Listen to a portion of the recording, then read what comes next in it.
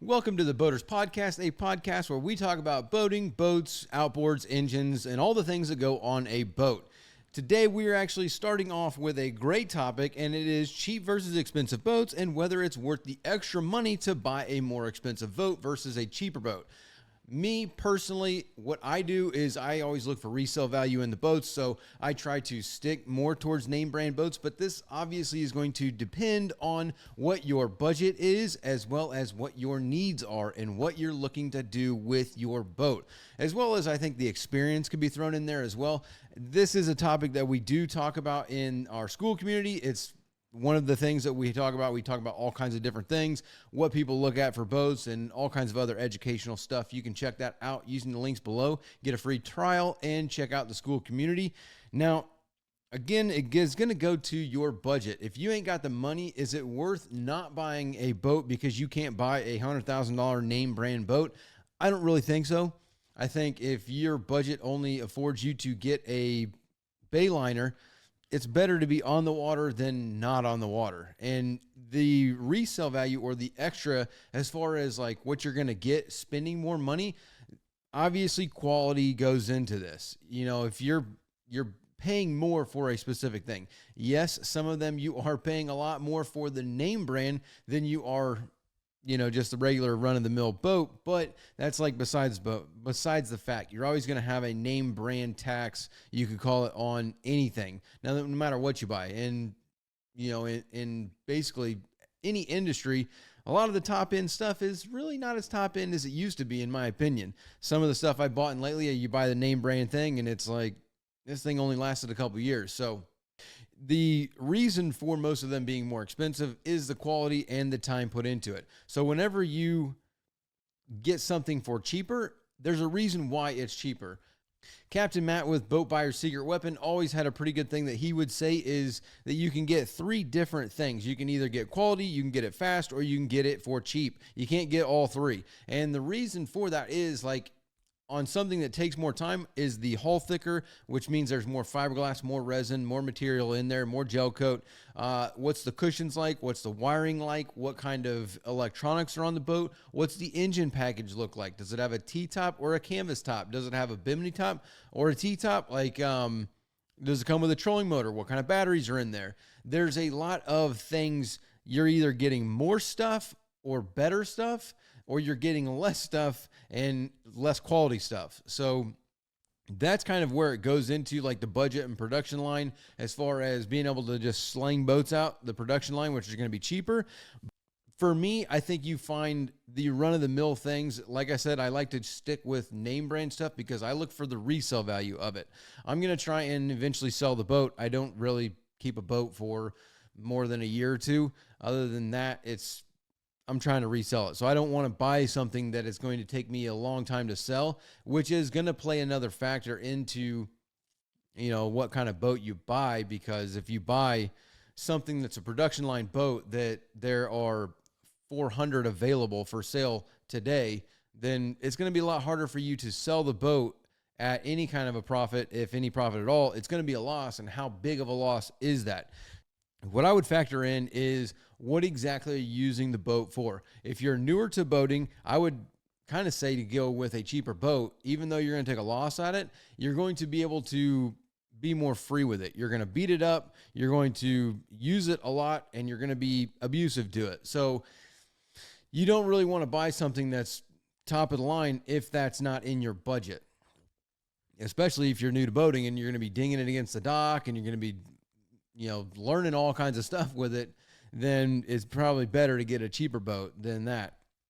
I don't think there's really, like, as far as like comfort goes, I don't think there's the cheap boat versus the expensive boat is going to be more of like, this one rides way better than this one. That one is going to get into the models and the years and all that kind of stuff, because even some of the name brand stuff, I know some very high-end boats are very expensive and they got a lot of problems. Like, there are different models of different boats, even the expensive name brand boats, that have major issues, like with the way that they ride or the way that they are put together. And there could have been an issue with this specific year of a boat, the way it was put together. It might have delamination issues or all kinds of other things. And I'm not talking about, your run-of-the-mill production boats. We're talking about some high-end name brand boats that do have some models that are issues with them. So that's another thing. You're not really going to save on like fuel costs or, maintenance or anything like that. You're not going to save any money there with a cheap versus an expensive. That's all the same regardless of how expensive the boat is, how much care you put into it. I mean, you can spend a lot more money taking care of the boat, but other than that, if your budget only lets you get in with the cheaper boat, go with the cheaper boat and don't worry about the other end if you can stomach the resale value, because that's where you're going to take the hit. If you buy a cheaper boat today and you use it for 10 years, and in 10 years after 1,000, 1,500 hours on that boat, I mean, you didn't have a loss there realistically. Yeah, when you sell it, it's going to be worth, not very much, but at the same time, the experience that you got with that boat and the time on the water that you got with the boat, you didn't really lose at all. So I would definitely throw that into it as far as, being a factor, and not getting into analysis paralysis and not getting on the water because you can't afford the $150,000 boat. Real Life Adventures got a question. He says, great video. I'm curious, what are your thoughts on electric trolling motors versus traditional gas-powered ones for freshwater fishing? Okay, so okay. We're talking about kicker engines, I think is what he's talking about. And people use kicker engines, which is, say you got a 9.9 or you got a 15 horsepower and it's on the side of your regular outboard and you use that for trolling. I would go with a gas-powered engine for that because of the price. The trolling, they're not trolling motors. So the way I look at a trolling motor, I mean, it is a trolling motor, but there's two trolling motors. One, there's the trolling motor that goes in the front of the boat, which is what most people look at a trolling motor for. And then there's the trolling motor that goes on the back, which people call a kicker engine. And that's more what you're talking about. Some of the electric ones, I honestly think that the gas is still better than the electric. The electric has come a long way, but the problem is that with a kicker engine, let's say you put a 15 on the back of the boat and use that for trolling.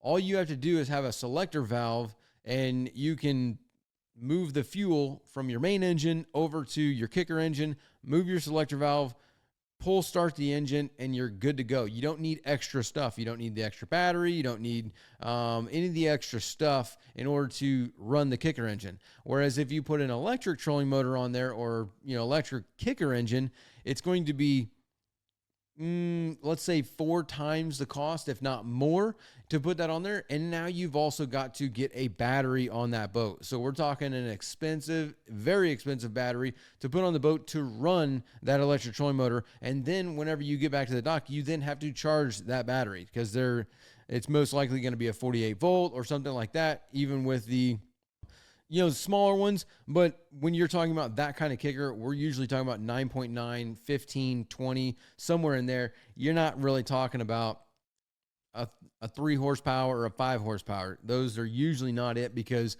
when you're doing that kind of trolling, you're either trolling, depending on what you're trolling for. Let's say you're trolling at 8 miles an hour. Maybe you're trying to fast troll at like 12 miles an hour or something like that.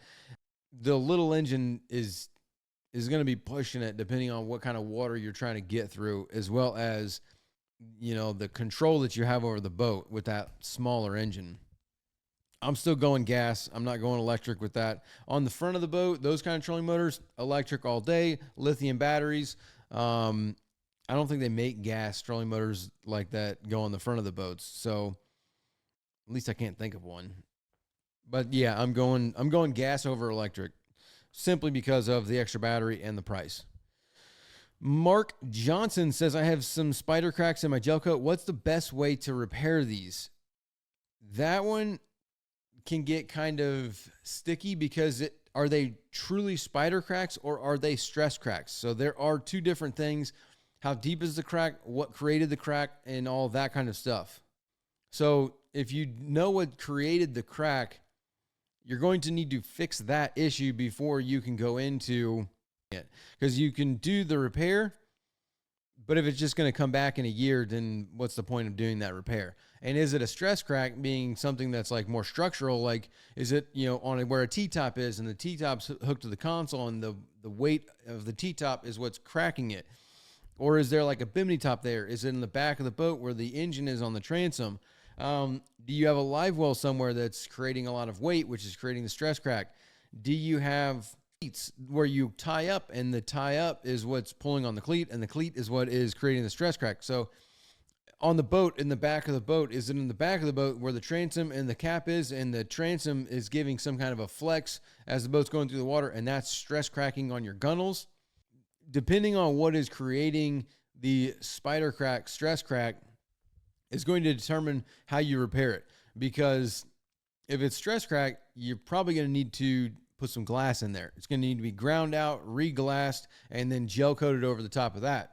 If it's just true spider cracks, then grinding it down and re-gel coating it will usually fix that. You'll fill it with a fairing filler or with Total Boat Total Fair is a good one, or some other kind of fairing filler to fair it all out and then re-gel coat it or paint it, depending on what it is. But figuring out what has created the cracks is probably more important than actually how you repair it, because the repair is going to be either you use fiberglass or you just fair it. That's basically the only two. And then the re-gel coating or the spray, that is going to be the more hang up, I guess you'd say.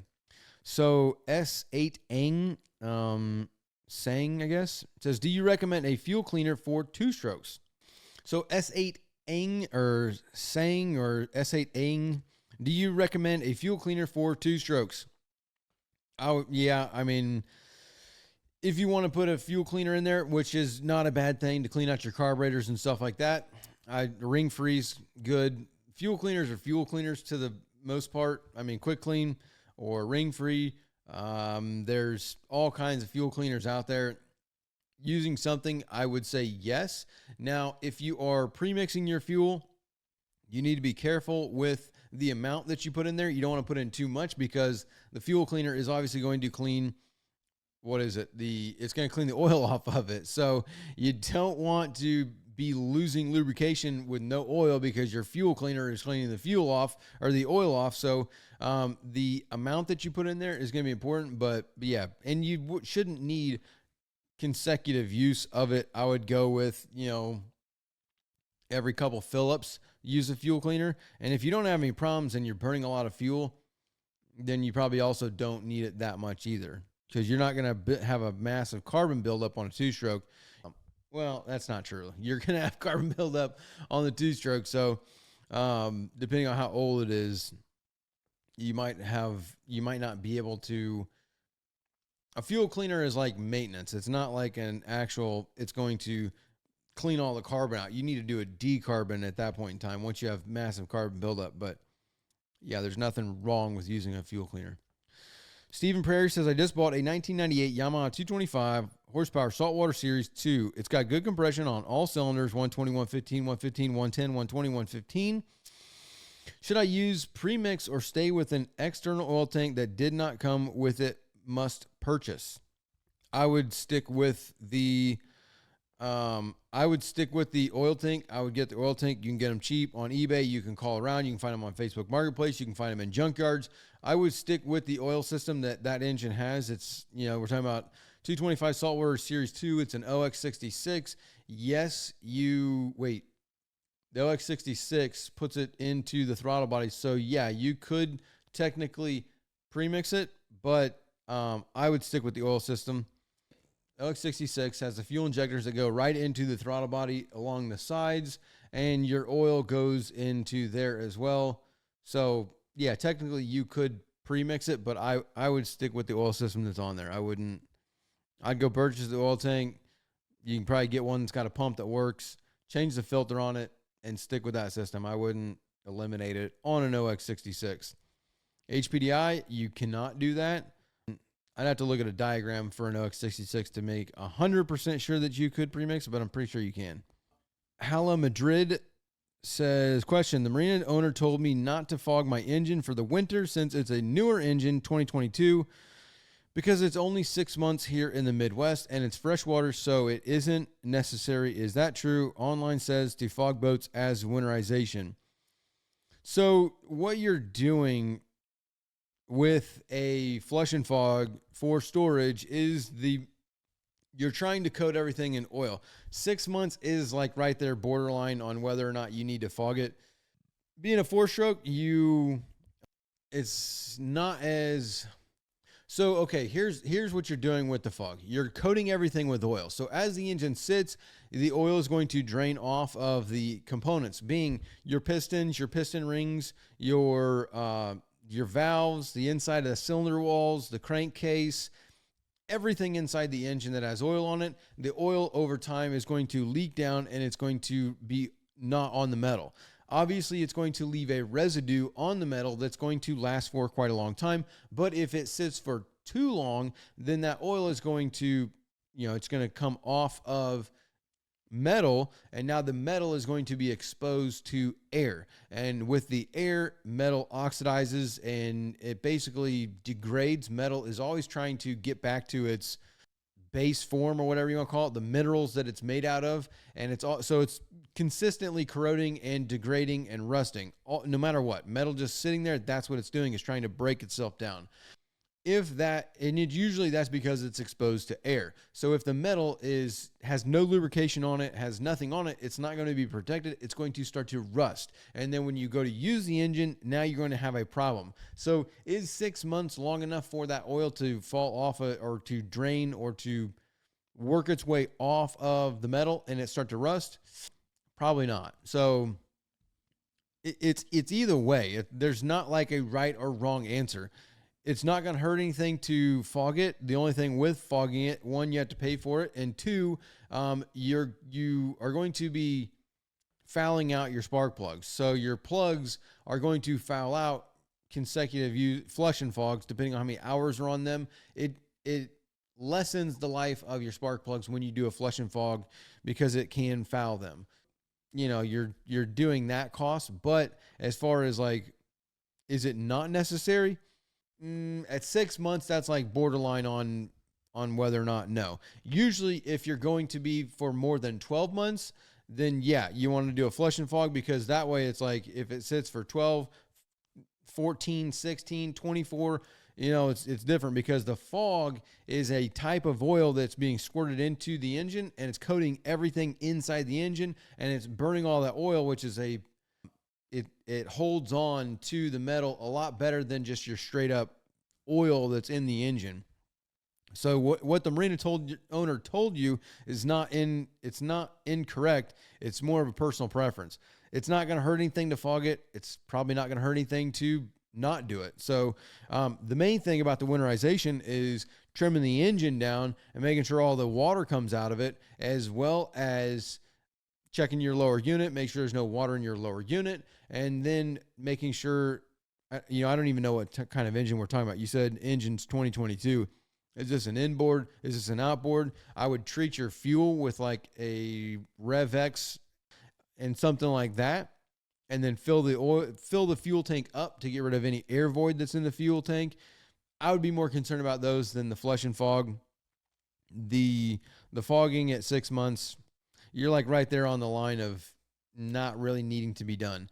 People, like, we had this question actually a couple days ago and a couple episodes ago, and he was only storing it for 3 months. At 3 months, it's like, nah, you don't really need to. 6 months, I mean, it's not going to hurt anything to do it, and it's not going to hurt anything to not do it. So that's kind of what's going on there, and the idea of what exactly you're performing when you do a flush and fog with your Skip Silverstreeny says, I agree with filling the tank and stabilizing the gas. Would covering the gasoline tank vent during storage prevent water condensation from entering the vent, resulting in water in the gas? My boat is run on ethanol-free gas, and I stabilize every tank, but just wondering if it might help during winter storage. No, I would not do that.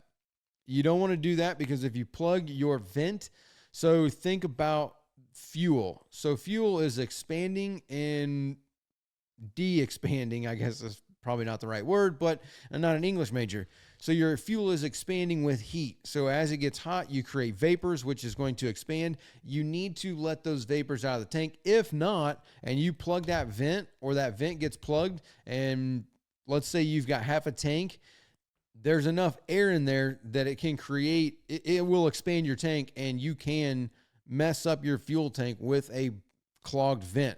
If those vapors have no way of getting out, one, it could push fuel into your engine, and then two, it can expand. If it's got nowhere to go, you can mess up your fuel tank. It stresses your welds on the tank. It stresses the hoses, the fittings, your where your fuel sender is. So, most likely one of those things is going to fail because of the pressure in the tank. And every day that tank is going to be expanding and contracting. I mean, everybody has seen the red cans of fuel that you close the vent and you put it like outside, or you leave it in the garage, and you come in and the thing's completely sucked in, or it's completely bubbled out. That's happening at a larger scale on your boat. So if you got a 150-gallon tank, much larger scale than the red 5-gallon tank, but doing the same thing. So don't plug your vent. Don't do that. You're going to be asking for problems for sure. You're doing everything completely right. Stabilize it. Forget about it. You're going to be good to go. Rock7980 says, Aaron, should you remove your thermostats when flushing your outboard in a large tank of water? Older V4 Evinrude 2-stroke. Thanks. No, I wouldn't. I'd leave the thermostats in there, flush it. If we're talking about just a straight up freshwater flush, then yeah, I would just leave the thermostat in there. You don't need to, get too wild with it. I think a lot of people overthink the flushing. As long as you're flushing it after using it, then you're fine. You don't need to do taking the pop valve out, taking the thermostat out, all that kind of stuff. You're overdoing it. You're not going to prolong the engine life that much longer.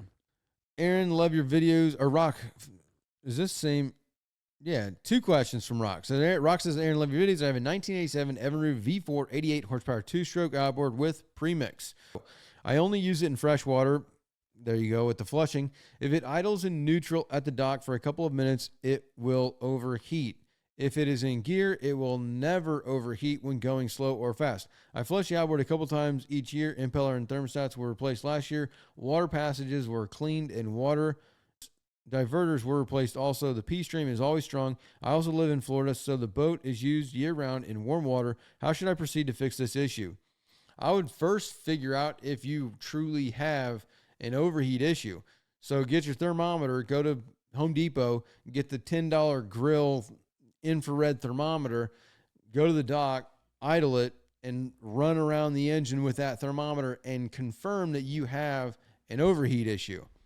Because if it's not in gear,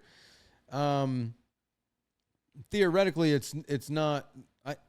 I just don't know if that truly, based on the way you've explained it, if that could truly be an overheat issue. And here's why I say that, because at idle, a Johnson, so any engine, any 2-stroke at idle is going to idle higher RPM than it is when it's in gear. So if you're in gear, well, I mean, I guess that's possible if there is something wrong with the pickups and it's not being able to pick it up because it's just sitting there. And then when the boat is under motion, it's forcing water into the engine. So there is something that could be said there. So correct my statement, my own statement, just by the thought of that, where the only difference is when you're in gear, your idle is actually going to come down. So let's say at neutral, you're idling at 800, 900 RPM for a Johnson.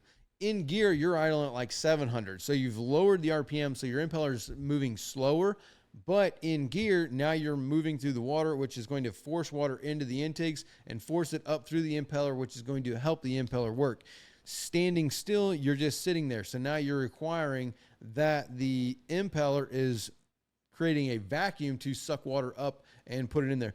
Technically, it should, because it's submerged. So it's not really sucking water. It's, the impeller is underwater, so it's submerged in water. So it is just creating pressure and moving water up. So that's what I'd be looking for as far as, is it truly an overheat or is something else going on? Because if it idles in neutral at the dock a couple of minutes, it will overheat.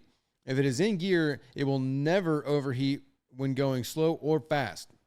So yeah, thermostats are good. Impellers new. Diverters, poppet valves.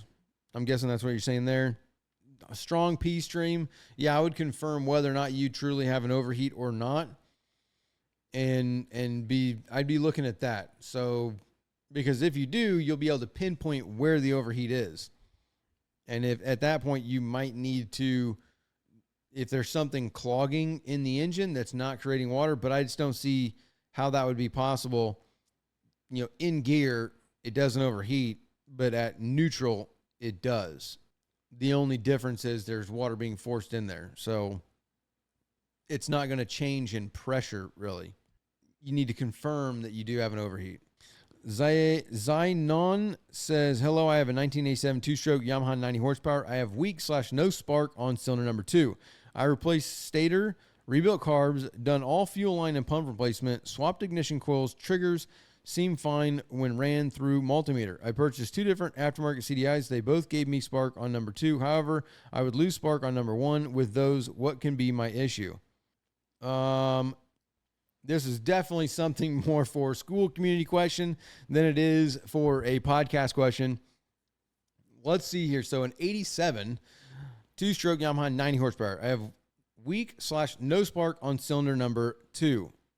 Forget everything else that you just said. I swapped the ignition coils and seemed fine when ran through the multimeter. I purchased 2 aftermarket CDIs. They both gave me spark on number 2. Okay, so you've got a new CDI and you got your spark back on number 2 than you did with your other ones. However, I would lose spark on number 1 with those. Well, then those aftermarket CDIs, something's not right there, because you shouldn't lose spark on number 1 with an aftermarket CDI unless it's not right. Like something's not right there, because if you have OEM CDI, no spark on cylinder number 2, aftermarket CDI, spark on number 2, which confirms that your ignition coil is correct, but no spark on number 1, then something's not right with that CDI. And also that confirms that your stator's working, because with the OEM CDI, your number 1 has spark, number 2 does not, which means that your stator and your pulsar are triggering the CDI to trigger the ignition coil, and the ignition coil is creating spark on number 1 with the OEM. Switch it to the aftermarket, number 2 has spark, but number 1 doesn't, which that confirms that the stator and the trigger are producing voltage, telling the CDI to create spark, which is then telling the ignition coil to create spark, and the ignition coil is creating spark. Ignition coils, stator, and trigger, all 3 are working correctly, but they're doing their jobs. Stator is creating electricity, the trigger is triggering it, the ignition coil, when it is told to work, is working. CDI box, you swap it out OEM, and you've got spark on 1 but not on 2. Aftermarket, you have spark on 1, or not on 1 and on 2. Something's not right with the CDI boxes. Like something's either wired incorrectly or just not right.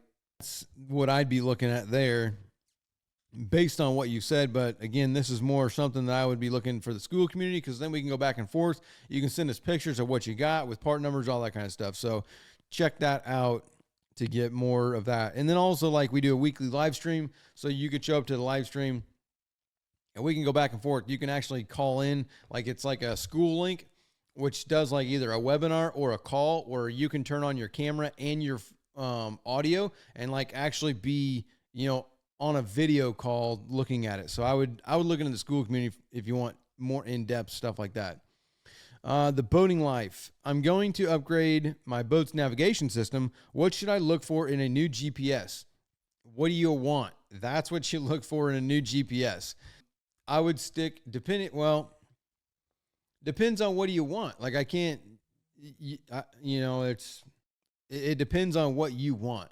They all have their different aspects that are better. Garmin is more user-friendly, though Simrad is super user-friendly, and Furuno has also become super friendly. I'm not a big fan of Raymarine. Lowrance is the same thing as Simrad, so Navico owns both of those.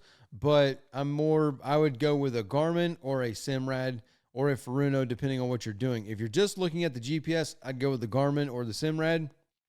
If you want to do a radar, are you trying to do, a good like down view, side view, clear view? You want good sonar? Really, what are you trying to do with this? That's a bigger question. You can't just say you're going to upgrade your boat's navigation system, because the GPS, I just go with the Garmin, because GPS is GPS. GPSs aren't just GPSs anymore. They are MFDs, and they do everything. So, what kind of sonar are you looking for? Are you going to put radar on the boat? Like, do you want it to hook into an AIS system with your VHF? Like, what exactly are you looking to get out of your GPS? If it's just straight up navigation, I'm going to go with the Garmin or a Simrad. And, but they can do way more than that. So you really need to kind of look at what exactly you want, as well as what your budget is, because, the bigger they get and the more features they get, Andrew Waddy says, I'm patching a small hole in my fiberglass hull. What's the best type of fiberglass cloth and resin to use for a strong waterproof repair? I mean, just depending on how bad the repair is, like if it's just a small hole, like you're talking like an inch hole or something, then you can get away with just using matte. And I would just use a 1-for-1 pump, whether that's Total Boat or you're using West system, epoxy system, or if you're spending the money and you want to go the cheaper route and you're using an FGCI or something like that, I would just go with a 1-for-1 pump system for the resin and the epoxy, and then I would just do like matte, depending on the hole. If it's a bigger one, then you're going to want to do like a 1708 or a Biax, something like that. If it's just a small hole, as far as the strong waterproof, do a 1-for-1 epoxy. And if it's a bigger hole, you're going to want to fill the hole with something, meaning you're going to need to make a plug. It's going to be completely, you're not going to be drilling a hole in it later, so it can be wood. That's going to be fine. Soak the wood with the resin before you put it in there, and then just make it the same size as the hole, so you can coat it in a colloidal silica and coat it in that, stick it in the hole, let that cure, grind that down, glass over the top of that, and then, gel coat over the top of that. That's pretty much it's a lot more simple than it is. And depending on what you want it to look like, that's more of the bigger question, because it can either be really pretty or it can work functionally. And far as waterproof repair, that's simple. It's pretty simple repair. Richard Antonio says, my boat's windows are getting foggy. What's the best DIY cleaning solution to restore clarity to acrylic or polycarbonate windows? I use the Plastex for acrylic, and it depends on, getting foggy.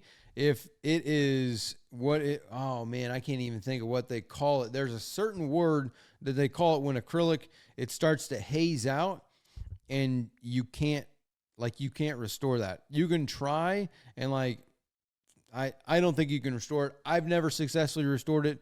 It's basically just use a Plastex to clean it. But if you have gone so long and it is now hazing, then you might be past the point of repair. I would try and clean it with a Plastex. Again, this is more like go to the school community, get the free trial, put a post in there with some pictures so we can see what we're looking at, because just foggy doesn't really tell me, what are we talking about? Like, are we talking about the actual hazing and the acrylic is actually like breaking down? Or there's a specific word that they call it, but I can't think of the word. Boating YouTube fan says, my engine cranks but won't start. I've checked the fuel. What are the key ignition components to test for a no start condition? My engine cranks but won't start. I've checked the fuel. What are the key ignition components to test for a no start condition? You're going to check for spark. Like basically it. So you need a spark tester, or you need a buddy and some spark plug holders that aren't metal. If you don't have a spark tester, go get a spark tester. If you don't want to spend the money for a spark tester, buy something that's rubberized that you can hold the spark plug in the boot, depending on what kind of engine it is.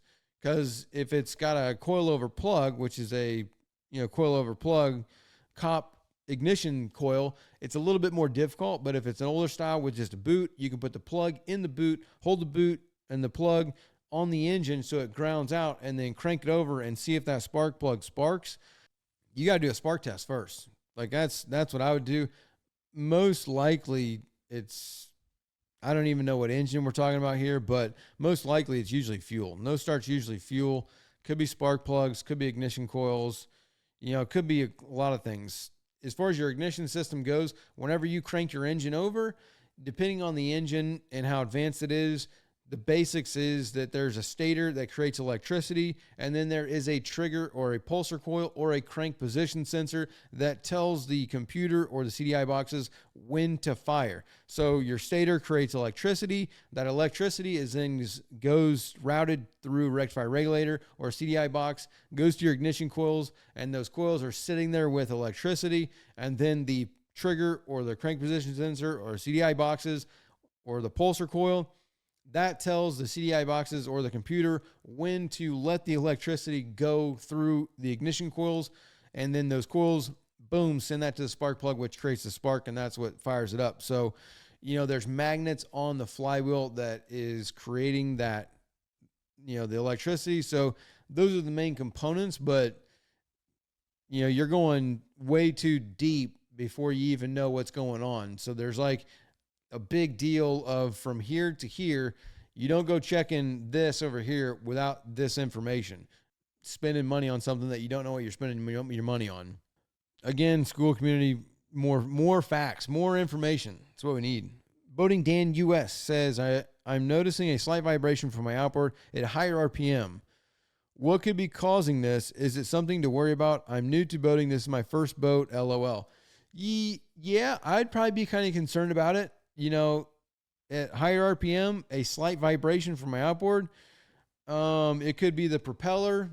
Maybe you've got a blade that's bent. Maybe you have a chip in it. Maybe the hub is giving out on the propeller. First thing with a vibration at any kind of load, whether that's slow speed or high speed, if you have a vibration on your engine, the first thing to check is the propeller, because your propeller is what's gripping the water. And if that grip is not symmetrical, think about a propeller being a circle and it having blades on it, whether that be 3, 4, 5, whatever. If it is not completely symmetrical, one of those blades, if all the blades are like this and one of them is like this, it's going to throw it out and create a vibration. It's going to, push one way or the other. Think about a ceiling fan and your ceiling fan. Your ceiling fan runs around smoothly because it's symmetrical. It's weighted. All the blades are the same.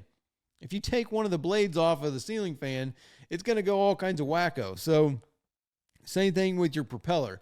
It's creating a grip on the water and creating a load. So if one of those blades is bent, chipped, is messed up at all, it will create a vibration. So look at the propeller first, and also move it around like this, because the hub that's in there that attaches the propeller to your prop shaft, if that hub is starting to fail or go out, it can also at high RPM, it could get, because there's exhaust going through it, and it could start to wobble a little bit depending on the type of hub it is. So any vibration, check the propeller first. But yeah, you don't want to go too long depending on what kind of vibration we're talking about. I mean, vibrations could be a sign of a problem. And if it's left alone for too long, it could create a bigger problem.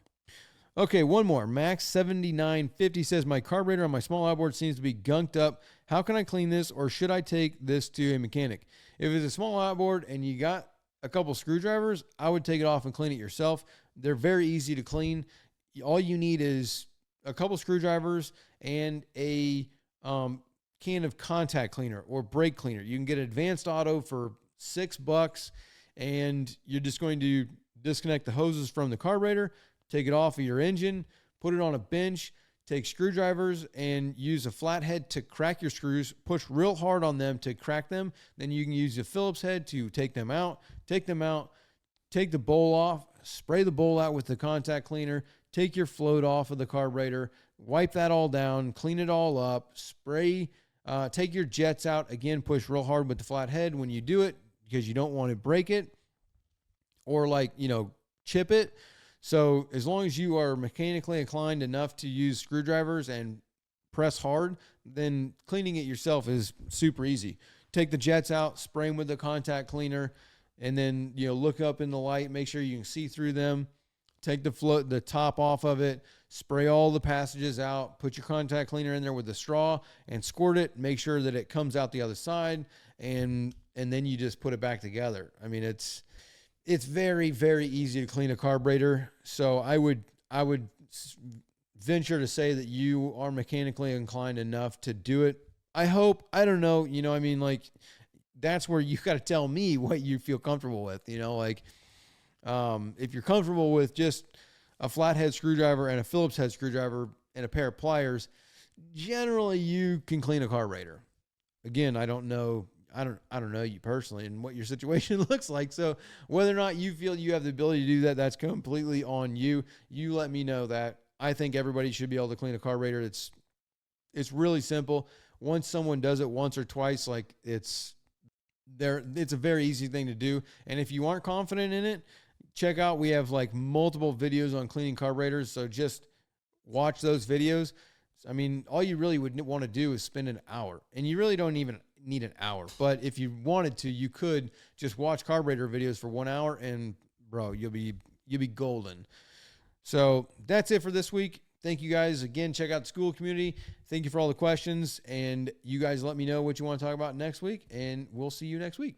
Hey there, sorry to take you away from the video, but real quick, did you know that on average a boat owner will spend between $1,000 and $5,000 a year just on servicing their engine? And you could actually pocket and save a lot of that money if you would just do the service yourself. It might seem like a daunting task, but I guarantee you virtually everyone can do it with our guidance and the Boaters program. This is just one skill that you could learn inside the program, because we have hundreds of other videos teaching you all kinds of boating skills, as well as a weekly live stream where we have questions and answers with me, as well as a chat feature where you can send videos and pictures, ask all kinds of questions, or look for some advice or some guidance on a project that you're doing on your boat. You can join the program by hitting the first link in the description, clicking join, or visiting bornagainboating.com. Now back to the video.